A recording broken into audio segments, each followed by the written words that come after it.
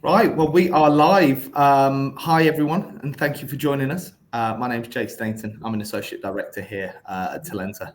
For those of you who don't know who we are, we're a recruitment agency. We specialize across technology, digital, and business transformation. We regularly host webinars like this to really support our network, people like yourselves who are joining us today, to try and tackle the big challenges in industry. Today, I have the absolute pleasure of hosting a conversation about advocacy in action in support of the UN's International Women's Day theme. And it's Count Her In. And what a big topic to cover. We all have a role to play in accelerating gender equality through economic empowerment. So I'm excited to be hosting this panel to discuss the challenges of women, showcasing milestones, and really learn from advocates paving the way for progress. It was really important for me to be a part of this conversation. I think males have an incredibly important part to play in advocacy. So I really thank both Kate and Erin for joining me today and taking time out of their busy schedules. And with that, I'm going to hand over to both our panelists to introduce themselves. I guess, Erin, let's start with you. Yeah, thanks, Jake. Thanks for having me. My name is Erin Turner. I'm the Director of Design at Optus. I run a team of UI, UX researchers, service designers, accessibility specialists at Optus, serving our customer-facing digital assets. Prior to joining Optus, I was working in finance for quite a long time, also in the space of UX, specifically UX research and service design. So that is where my bread and butter is and where my heart lies. I'm also an organisational psychologist, so I bring a lot of those skills to my leadership role and in design as well. Amazing. Lovely to meet you, Erin, and thanks, Jake. Thanks for having us both. I'm Kate McBean. I'm the General Manager of Marketing at the NRMA. I've been with the NRMA for about 6 months now, and our team drives the very important renewals and acquisition for the NRMA roadside business, which is a 100-year-old business that I feel very happy and proud to be working for and with, and we have an incredible team that does amazing jobs for our members and driving value for them every day. And prior to that, I had a long history primarily in media industry and a bit of a time in the Wild West of a fintech startup, but primarily in marketing with a bit of sales, bit of CX, bit of all sorts thrown in along the way. But marketing's really my passion. Brilliant. No, awesome. And like I say, thanks so much for joining us today. And look, with that, I guess, let's get started. Erin, why don't we kick off? I guess, what does International Women's Day mean to you, and why is it important? Yeah, International Women's Day is something, I'm not sure if I've just got more involved with it in the last few years or it is actually gaining momentum across the board. But for me, it really is a reminder of how far we have come to promote women as equals in the workplace in particular, but also a reminder of how far we've got to go still. And really a celebration of what we've done, but also a momentum driver to keep going and to keep making inroads into advocating for women at work, in the workplace, as well as other areas of society. Amazing. And Kate, same for yourself. Well, I think I said when we had some of our preliminary chats that I look forward to a day when International Women's Day is no longer needed, when women and those identifying as women fully achieve parity in their upbringing, education and employment opportunities, then maybe we can let it go. But we have come such a long way in a relatively short span of history.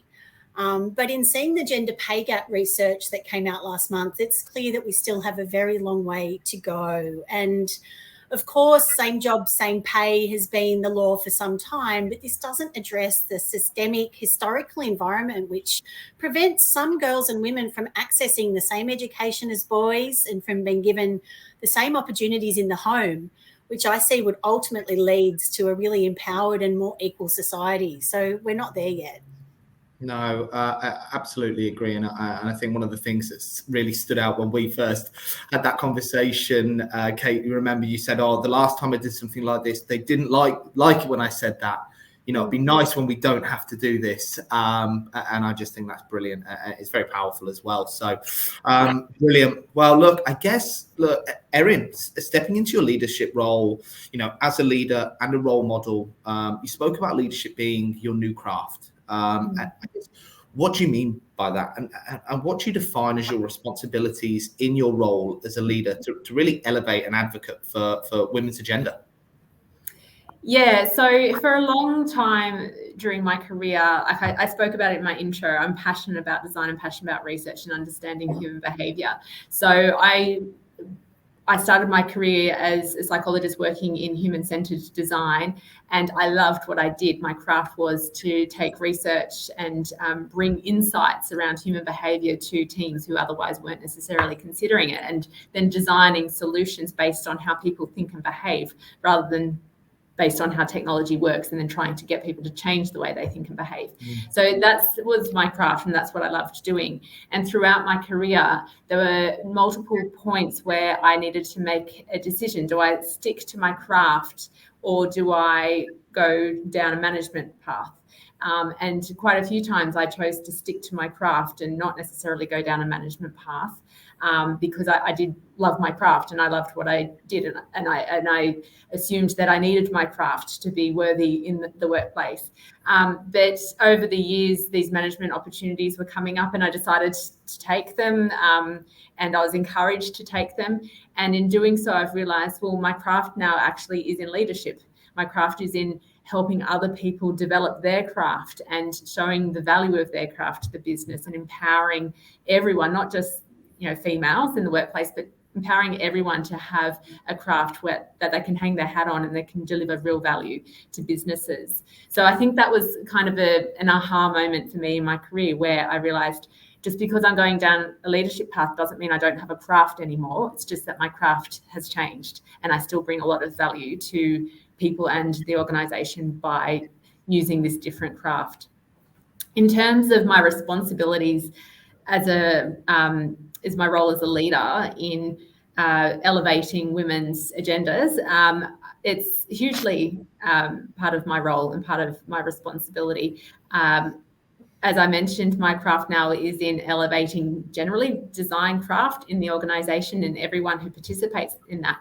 But it's also around identifying opportunities for people to step up and explore new challenges. And one of the things that I have noticed is the tendency for some females in the workplace to hold themselves back because of assumptions that they have, or because of how things have happened in the past.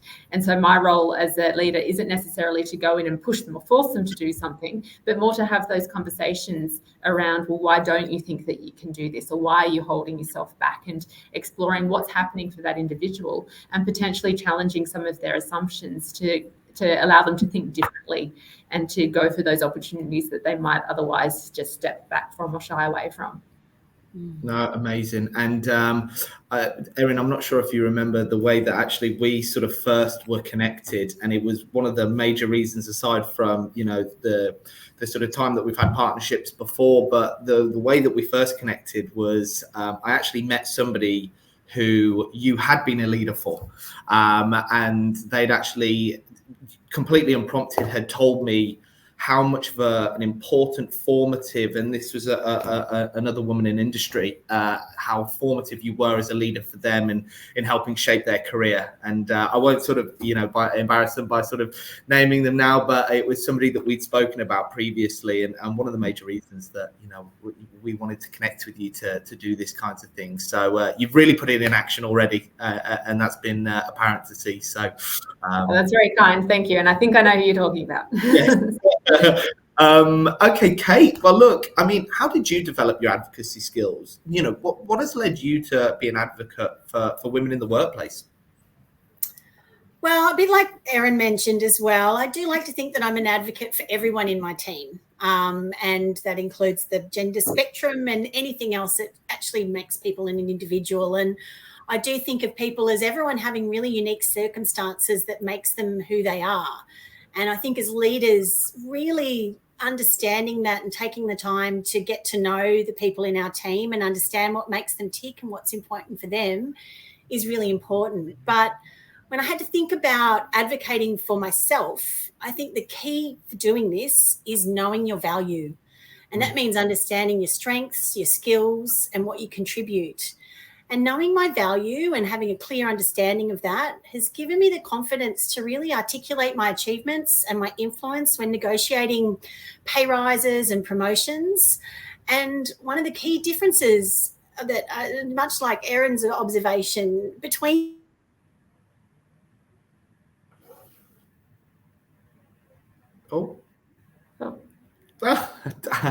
Just typical we would have, of course, you've got to have one technical difficulty in a webinar or it is not a webinar. I know Kate will be back in with us shortly. So Erin, why don't we jump in? What I would love, just until Kate is back, of course, we'll sort of give her a moment, but is there a time really when you can share that, your own limiting beliefs or assumptions and, they've been challenged? Yeah, absolutely. And it was quite a poignant time in my career where I was preparing to go on maternity leave with my first child and return to work afterwards. And in the lead up to that, I kind of thought, how am I going to do this role as a new mum? And my plan was to work part-time, at least initially after coming back from maternity leave. And I just kind of thought, I'm going to put it aside. I'm going to wait, cross that bridge when I come to it. I'm just going to focus on getting my job done so that I can go off on maternity leave, have my baby, and I'll deal with it when I come back from work. And all of the things that I was telling myself in coming back to work were around, well, you're only going to be part-time. Your team deserves somebody more than part-time. How can you do this role part-time when it was such a busy role full-time before you had a child? And then you've got, the responsibility of parenting on top of that. And I'm really just going to be a nuisance to my manager if I come back in a part-time capacity because things just won't get done. So those were all the assumptions that I had. And I didn't validate any of them. I just made a decision that I should move to a different role. Leave my team with my mat leave cover who was full-time. They would be happier if they had that full-time person there in my place, and I'll just go and find something else. And whilst, I did move to another role and I had lots of opportunities there, I didn't realise that it wasn't necessarily the best decision for my team. And it wasn't until they called me to say, what's going on? Why aren't you coming back? We're looking forward to having you back, that I realised that I probably could have gone back and they would have helped me be part-time and they would have helped me adjust to my new role as a working parent and in a part-time capacity. My manager at the time was also returning from maternity leave, and I would have had a great opportunity to learn from her in quite a senior role, working part-time as a new parent as well. And so I think those limiting beliefs that I had for myself and the support I would get from the organisation, that when unvalidated caused a change in direction, which is not necessarily a bad thing, but I should have challenged those assumptions and tried other things rather than just thinking, can't be done, I'm going to be a nuisance to everyone, I'll just go and find something else for myself. So that set me up for quite a different experience next time I went on maternity leave, and I learned a lot from that process. Brilliant. And do you think that's the sort of advice that you would have, for women in a similar position to challenge that? Yeah, definitely. Don't make assumptions about things. And for managers as well, don't make assumptions about what your team will be prepared for or what they will be comfortable with or what they will be looking for. Have the conversations, have open conversations, and do it well in advance of these people going on leave so that they are comfortable with what they'll be coming back to. Oh, brilliant. And Kate, lovely to have you back. We were just saying, look, it wouldn't be a webinar if we didn't have some sort of technical glitch. So you've cleared the board for us. So we actually appreciate it. Well, I hope it's the only one.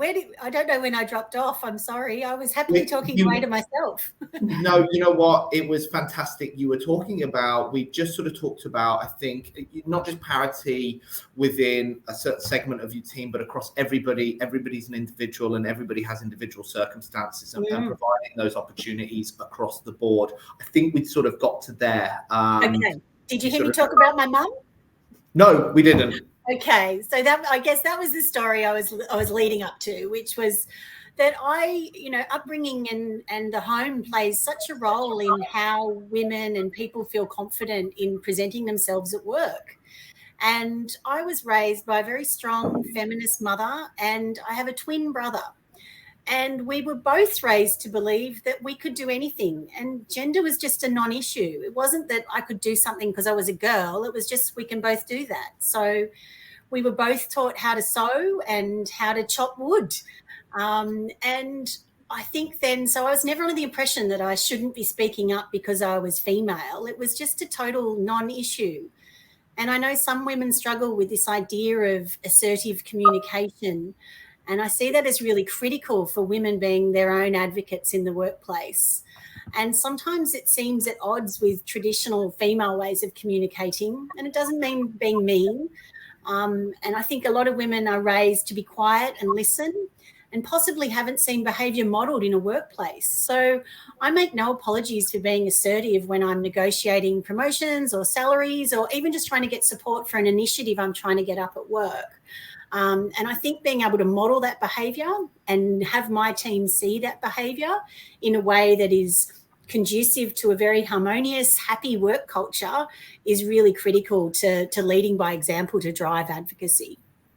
Brilliant. And I think that's absolutely key, isn't it? Leading by example, and having fantastic, strong female leaders in businesses like yourself, Kate and Erin, is really going to help us really sort of close that gap as well, I feel.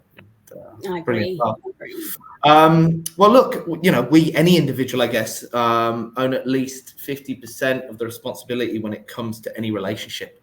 And I guess change can really only happen when people meet us where we are.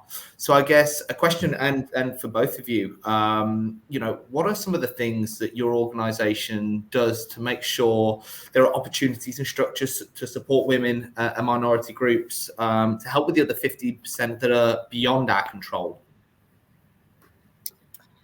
I'm happy to jump in if you like, Erin. Yeah, I think corporations now know that staff are most effective when the entire workforce is encouraged to be as impactful as they can.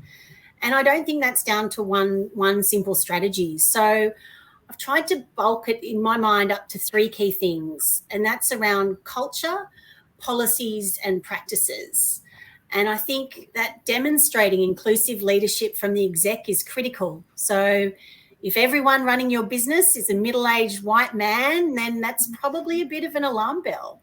And I think that leads into culture. And culture, for my mind, really is king. I know there's the old saying that culture eats strategy for breakfast, and I think there's a bit of a balance there. But I think creating a supportive and inclusive workplace culture is really critical for advocating for women. And we see studies that show that organisations with a positive culture, where people feel happy to go to work and people feel valued and respected, it's these cultures and organisations that are attracting and retaining female employees. And this has to be backed up by policy. There has to be gender inclusive policies such as pay equity, parental leave, and flexible work arrangements that tend to actually benefit women in a huge way. And these policies, I think they really help address barriers that women face in advancing their careers, when we know that women still do the lion's share of work in a lot of households, not all, I know that. But I think when that is the situation, that's the playing field, then women have to be able to be benefited by policies that allow them to play that role and to be a good mum and to be a good parent and to be a really impactful employee as well. No, fantastic. And that notion there as well, we do a thing here at Talenza called the Candidate Motivator Report. And I can't remember if we discussed that actually. But one of the key drivers, we do it across age, gender, seniority split, exec through to, IC, and across the board. It's about promoting those practices that will bring, that will decrease that parity, providing that balance, but also providing that platform for women in business to really succeed. So I think that's, all fantastic points there. Erin, what about you? Yeah, Optus is we have a lot of strong female leaders at Optus, and it's great to see. It's, you know, that old thing, you can't be what you can't see. We have lots of excellent female leaders at multiple different levels of the organisation. So that, as a start, is a great place for us. But in addition to that, we have quite a proactive community at Optus that runs different events and different community groups and initiatives to help promote women in the workplace. And these aren't just available to female or women employees either. We have multiple men who are also part of these groups because, you know, some of these things are typically, we deal with things that women tend to hold them back, but that's not always the case. Sometimes men also experience things in the workplace that would hold them back. And it is an inclusive community. And I think that's an important aspect of this as well. Whilst we can offer flexibility to women employees to help them balance their roles with other caring responsibilities, it's important to also offer those to our male employees, because they are also supporting, in most cases, women who are trying to juggle career, family, caring, etc. So, for example, you know, I remember when I first started in a big corporate role, my manager said to me, Erin, flexible working is not just for women with kids. It's for everyone, because kids aren't the only caring responsibility or the only responsibility people have outside of work. But, you know, everyone contributes to caring for people in the community, and it shouldn't just be a women's job. Therefore, we should offer the same flexibility to our men colleagues. So one of the communities that I'm part of is called Elevate Community. And as part of that, I run a Elevate Circle, which is based on the Lean in Circle notion. And it's something that I also started at my last job, where a group of employees will come together. Again, could be men or women, but there's a lot of women in these groups. And we choose a different topic each week. And it's around things that women tend to experience or do that holds you back in the workplace. So it could be around how you stand, and there's an element of power posing, that kind of thing. It could be how you negotiate or how you think about your own career development. And it's really a great environment for people to come together and just challenge each other, challenge our assumptions, and give examples of times when things haven't necessarily worked well and times where things have worked well. So that's quite an empowering initiative, which is one of many initiatives that Optus supports employees with as part of this Elevate group. Brilliant. I love that. And yeah, what a fantastic initiative. And speaking of initiatives as well, actually, because Kate, as a call out, I know, you know, you've been a judge before on Women Leading Tech Awards. You know, what another fantastic platform for women in business. I guess, what were the sort of key lessons that you learned from being a judge in an awards like that? Yeah, look, I do love judging the awards. I used to always judge marketing awards, and I love, you know, just sapping up all the amazing work that everyone does. But for these awards, much like International Women's Day, I'm a little conflicted. I hope we don't need them one day. And of course, I judge the awards primarily on the impact and output of the work, as well as the innovation and that sort of thing. But actually, part of these awards is also about the how and how.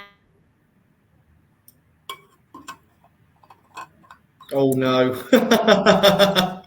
Oh, he's happy to answer as well.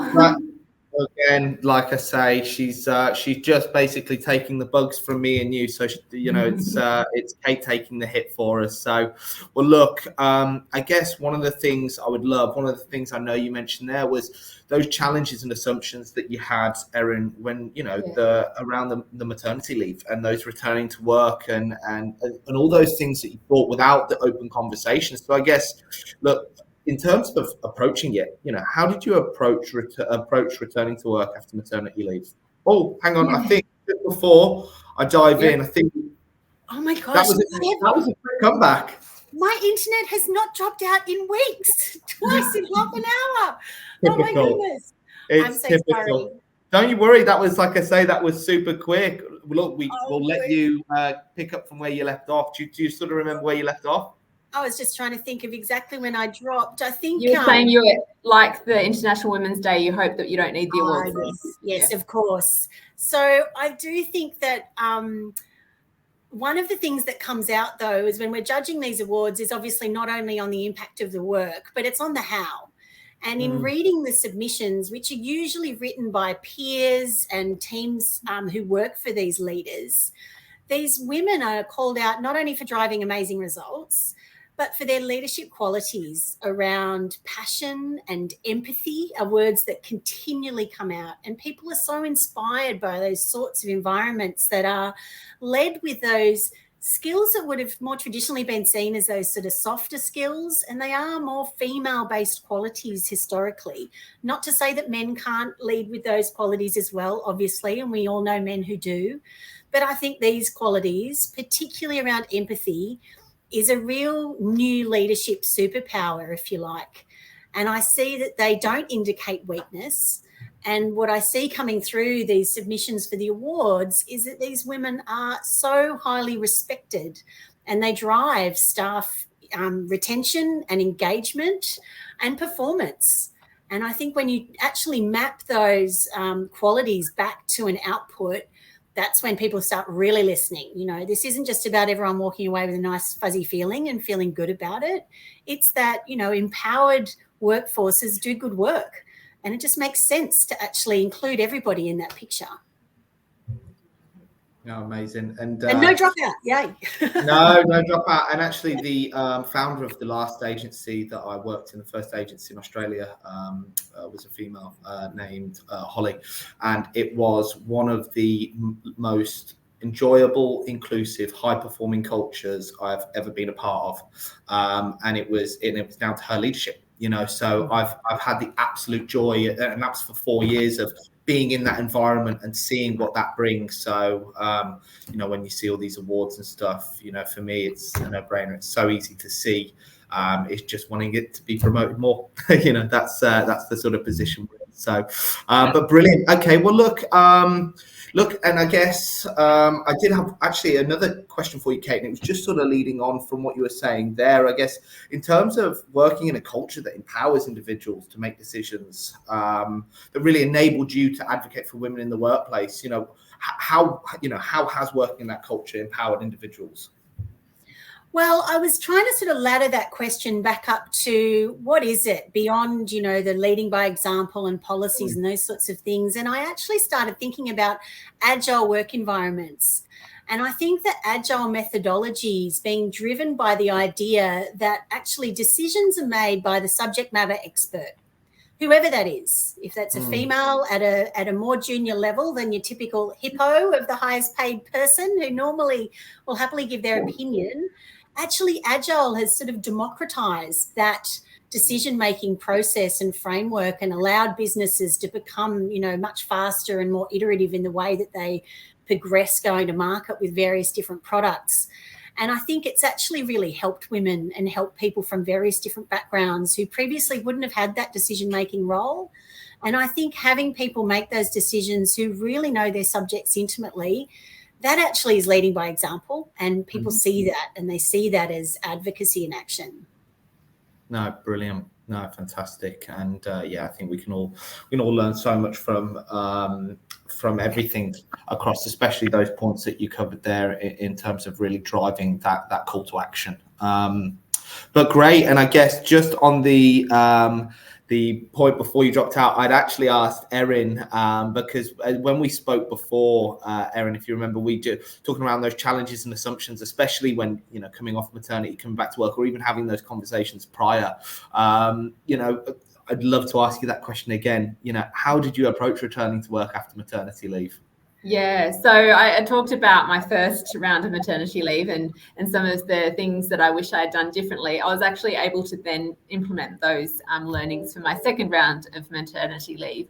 So I had a role, one that I enjoyed, but I thought, well, you know, in 18 months or however long it was going to be, when I come back, will this be a role that I'm excited to come back to? So I had quite an open conversation with my manager during that time. And I said, this is what I need my role to be when I'm coming back from maternity leave, because I don't want to be in that position as I was the first time round, where I was just delaying all of the decisions until when it was absolutely crunch time, and I didn't necessarily have the right information available to me to make those decisions.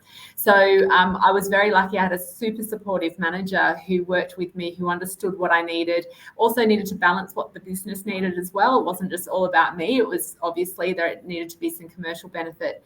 But I actually got a promotion during my pregnancy, second time round.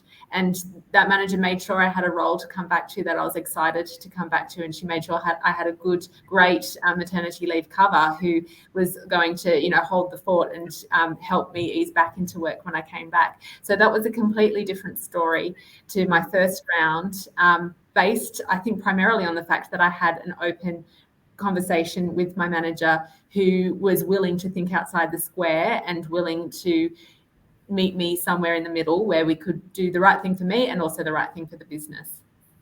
Amazing. And that's so important, isn't it? Having leaders that you can then emulate and really look to bring that for your staff, the people that you lead or your teams and squads. So no, amazing. And I guess, Kate, same question to you. Coming back from maternity leave, how did you approach that return? Well, Erin, I love that you got promoted when you were pregnant, and so did I. And I know there was a bunch of people in my team who went, awesome.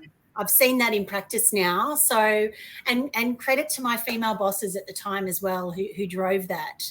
It's also a really good way to make you come back.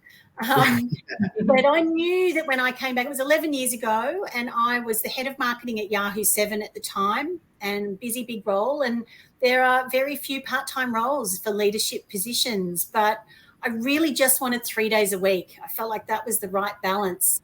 So I came prepared. I proposed to restructure my role. I carved off another 3-day-a-week role within my salary. I made sure there'd be no financial impact to the business. And I went in prepared and proposed that I presented a plan on how it could work. And in doing so, I really advocated for my senior managers within my team, saying they don't need to be watched every day. They can be trusted to deliver the work when I'm not there.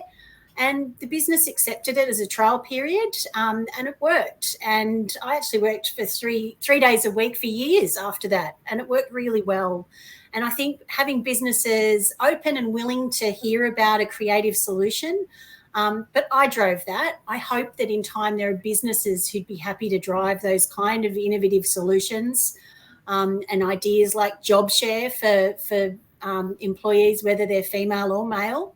But for whatever reason, people are wanting to work part-time, that there are a number of examples now where people job share senior positions and have shown that actually, sometimes two heads can be better than one. But I still see we've got a long way to go for businesses being prepared to actually, sometimes it is a little bit messy and there are loose ends that need to be tied up. But businesses that are prepared to do that get more than their pound of flesh in return, I can tell you that much. No, brilliant. And again, it's just another example of what you were talking about earlier, and it's leading by example, and really leading those conversations, which I think is amazing. And look, I've got one more question that I'd love to sort of close on and pose to you both. But before we do that, I thought I'd just give a shout out just for any of the viewers watching live. We will have a bit of time for Q&A. So if anybody's got any questions, please do send them through now before we get to the end. It's fine if we don't, we can always close it off, but if anybody does, please shoot them through, because in the next couple of minutes we'll go to that. So but look, thank you so much. And I guess to round out, it's always nice to sort of do that sort of passing of knowledge. So I guess Erin, let's start with you. What advice do you have for leaders who are wanting to raise the voices of women in the workplace, but I guess don't really know where to start?